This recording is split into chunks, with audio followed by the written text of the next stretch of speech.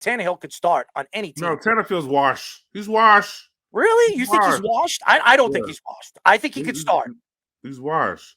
He's best bet for him is go reunite with Arthur Smith. Arthur Smith, the same guy that ruined Kyle Pitts and Bijan Robinson. Well, he didn't ruin Bijan Robinson. I mean, you guys got to look at it too. I know Arthur personally, but the game plan and everything, he's not the one dropping the balls. He's not the one fumbling the ball either. He's not the quarterback. He's also the one that's giving them less than 10 carries a game. So, I mean, not ideal circumstances. Speedy, how can you get the ball if you're losing? You got to throw the ball. You're not running the ball when you're losing badly. Their defense was good. How do you not throw the ball to Kyle Pitts? This guy was a top 7 draft pick. He was one of the best tight ends his rookie season. And then all of a sudden he falls off and you don't even know where he is the last 2 years. And that's because of Smith. Didn't he get hurt? Didn't he get hurt too? No, he played. Nagging injuries. Yeah. There wasn't much of it. But he played the majority of the games. This is the thing, though. When you have nagging injury as a professional player, you cannot be productive. Because you play in the game, you can play in the game, and guess what? Oh, we thought we was going to get 30 snaps out of you, and they only got 12 snaps out of you. But I'm looking at targets, too. Like, he barely got any targets. That's How was Atlanta offensive line?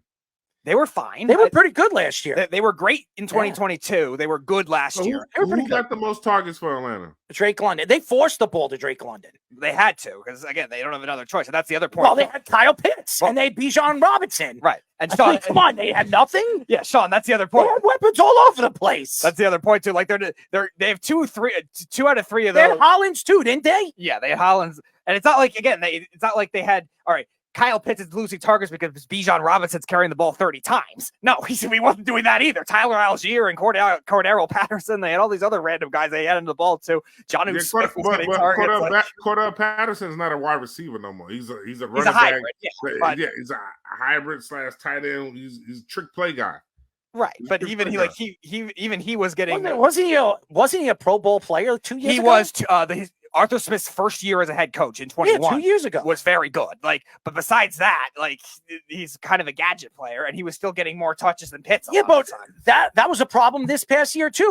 When Patterson was on the field, did he get the ball enough? No, they were feeding the ball to Bijan Robinson. They were feeding the ball to Drake London. That was the problem. And by the way, Arthur Smith, who Speedy absolutely loved when Atlanta brought him in. His first year, he was very good. Speedy loved him. And I sat there and I said, this guy stinks, okay? And I'm telling you, teams are going to figure him out the second year. And what happened? They figured him out. And what did he do? He stopped throwing the ball to Kyle Pitts. How do you do that? But this guy is see, this is the thing. He's an athletic. This is where you guys getting confused at.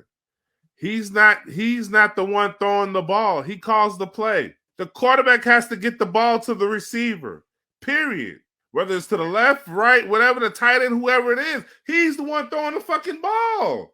Okay, but they still get involved in primary route concepts. I'm not a big fan of Ritter anyways. I'm telling you, Speedy, I know you guys never played in the NFL. I never played in the NFL.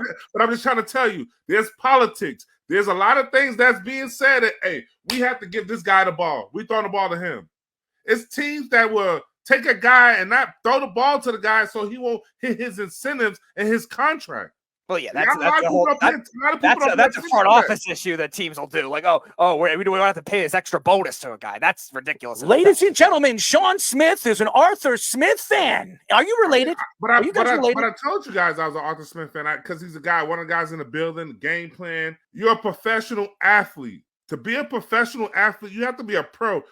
You making more money than the fucking coach.